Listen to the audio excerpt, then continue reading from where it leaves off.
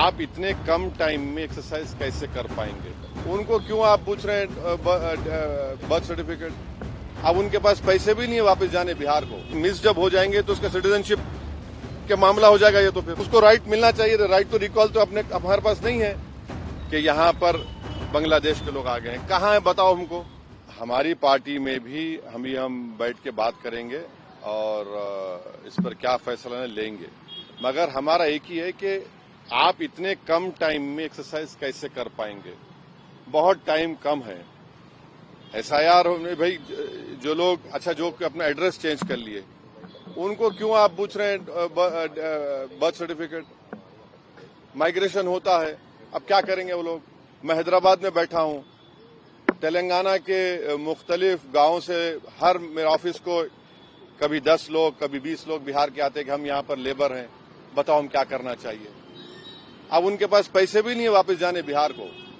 परेशानी वो होगी क्योंकि लॉ तो बोल रहा है कि उनको रहना पड़ेगा वहां पर।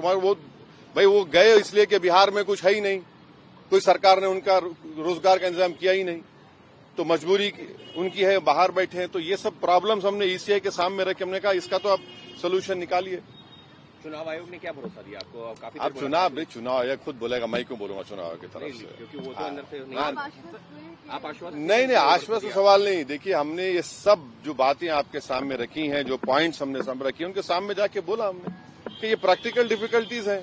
कैसा आप एक महीने के अंदर कैसा करेंगे? तो उन्होंने कहा कि नहीं, हम लोग बीएलओस को रखे हैं, वॉलंटियर्स को रखे हैं।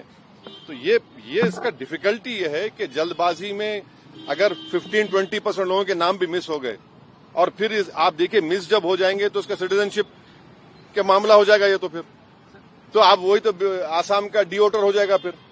तो ये अप्रीहेंशन है, ये जेन्युइन अप्रीहेंशन है। सर, बिहार में कानून व्यवस्था को लेकर बांग्लादेशी रोहिंग्याओं को निकालने के लिए एसआईआर है। अरे देखिए, फिर 2024 में किसको वोट डालने दिया आपने? 24 में आपने वोट दिया, मैंने वोट डाला बिहार में। हमारा देखिए एक सिनेरियो विजुअलाइज करिए आप लोग। अगर कोई लोकसभा के चुनाव में 20,000 वोट से हार गया कोई, और अब एसआईआर के बाद उसी के पार्लियामेंट सांसद में 20,000 कम हो गए, तो फिर वो क्या करेगा बेचारा? उसको राइट मिलना चाहिए। राइट टू रिकॉल तो हमारे पास नहीं है। तो इसीलिए हम कह रहे हैं हम एसआईआर के खिलाफ नहीं, आप टाइम दीजिए ना। विपक्ष कह रहा है कि जो विपक्ष के वोट हैं वो कटवाने की साजिश है। देखिए सीमांचल की हद तक बीजेपी आरएसएस बार बार ये भ्रम, ये झूठ फैलाती है कि यहां पर बांग्लादेश के लोग आ गए हैं। कहाँ है बताओ हमको।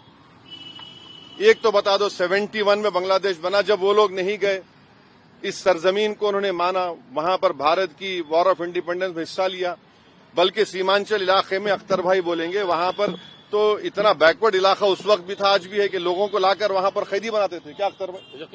तो ये हमको इस बात का भी डर है कि जो बार बीजेपी आरएसएस बोलती सीमांचल ऐसा हो रहा है, जब कहाँ है? पूरे भारत का सबसे अंडर डेवलप्ड एरिया अगर कोई होगा तो सीमांचल होगा। अब वहां पर जमीन कट जाती है। आपने सुना, आपने क्या कहा कि कई 2017 में कितने 8 गांव 7 पंचायतें गायब हो गई। अभी भी आप जाएंगे, हर साल वहां पर हजारों एकड़ जमीन कट जाती है।